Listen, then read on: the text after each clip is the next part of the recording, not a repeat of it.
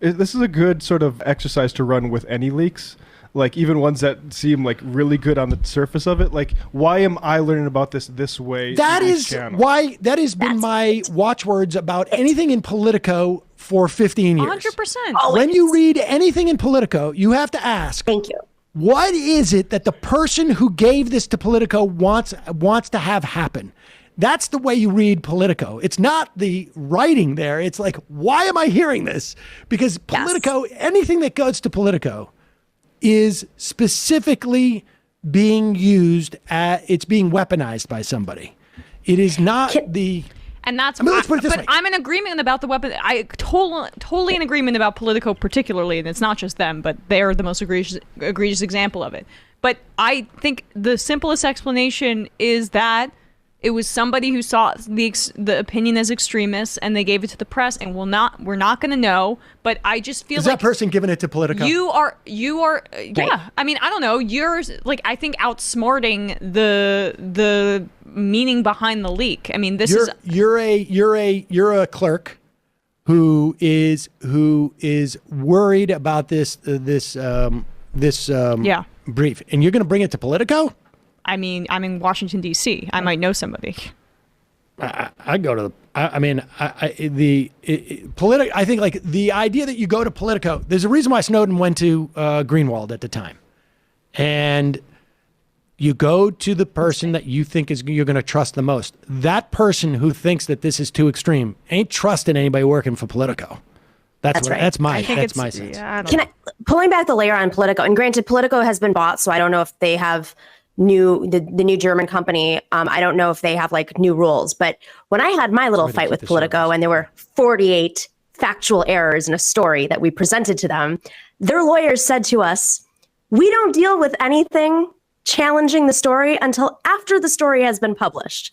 And we said, well, we happen to know that you've put thousands of dollars into promoting this story through all of your newsletters that day, buying ads on Twitter around this story. So I'm curious, is this an advertisement? And our lawyer was talking to their lawyers, and their lawyer said, we don't answer anything until after the story has been published. And basically the damage has been done. 48 fact checks, 48 verifiable fact checks. They are a political tool, and we have to look at them that way. And who has those relationships? I mean, are they going to take something also from a left-wing, potentially left-wing clerk? Maybe every once in a while they do, but for the most part, their track record is very much in line with the state, with the right wing. I'm not even claiming it's a left-wing clerk. I'm claiming it's someone clerking for some of these judges, and they're younger. And again, I don't know, and so like I'm almost just like I don't want to put my foot in my mouth. I'm just prognosticating. Somebody that's working for John Roberts, center-right, younger person, still believes abortion is going to be real, or should be. Did they get that job? Should be law. Yeah, I think they do. There is not a single anti-abortion. I mean, I don't know. Maybe you're right. I'm like we think about the foundations. They're backed by like the Heritage Foundation. All these organizations back these people to be clerks to build the pipeline. That's a good point. Stop the meal. Awful take, Sam. You're playing right into it. But even by giving them that much, this isn't appropriate. It's heroic. Would you say it's inappropriate for an Exxon employee to leak internal documents about them knowingly poisoning some water supply? No. Absolutely not. Because if that whistleblower doesn't do that, it will never come out. But here's the thing about a Supreme Court decision. If it doesn't come out, then it doesn't do anything. But this was going to come out in June. So but it doesn't need to necessarily be as broad as overturning Roe if there's public backlash to this degree.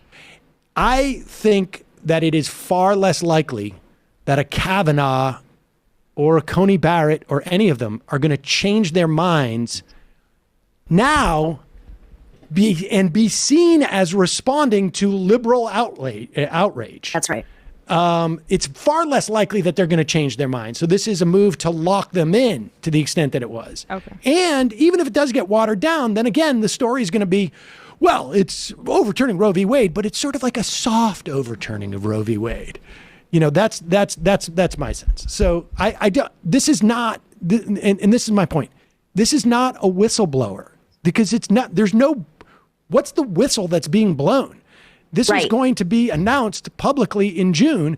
the idea, like, this is just simply not whistleblowing by any definition of the word. It's literally like, somebody coming out and going, on the Majority Report, Nomi's going to be on announcing it in the morning. Like, yeah, I mean, it's going to happen on some level. And now, of course, we've got to have her on because everybody's expecting her to come. Regardless, also, it's a campaign tactic in exposing the insanity of the institution. And I do think that this did that.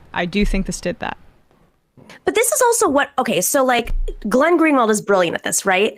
Sometimes he is right, but sometimes when he is right, he is actually serving the right wing's interests. Or sometimes a vehicle in which we might say, okay, we agree on this sliver, still is a weapon against a greater goal. I mean, they're also thinking like, what are we going to be campaigning on in the next 5 months? Biden is not really horribly effing up Ukraine right now.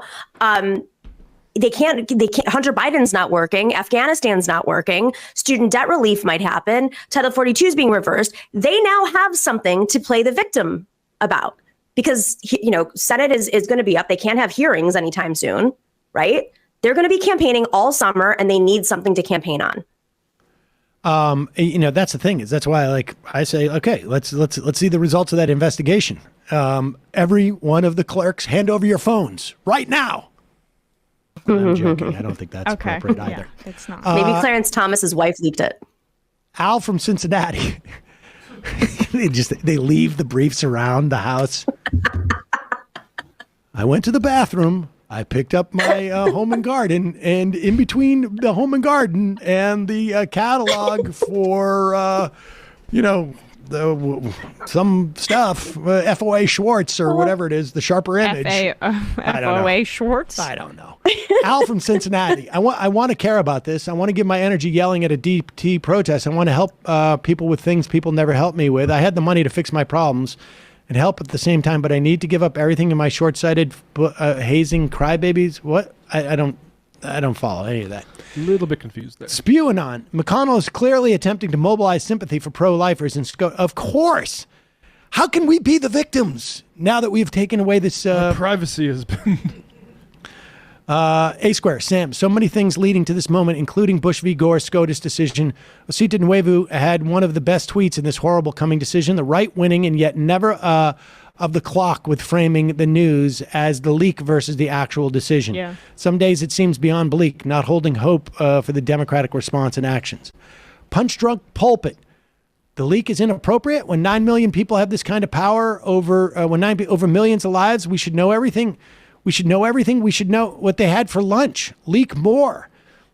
I again. But the problem is we're getting selective leaks. Like I don't have a strong opinion. If you want to have an entirely, a transparent process, all in favor.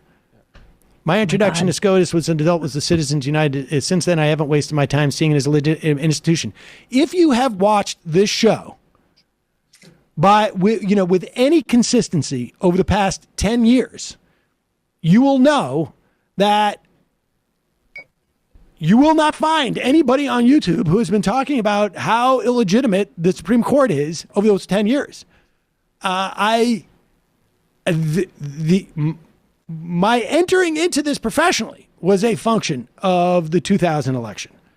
I do not think the Supreme Court is legitimate.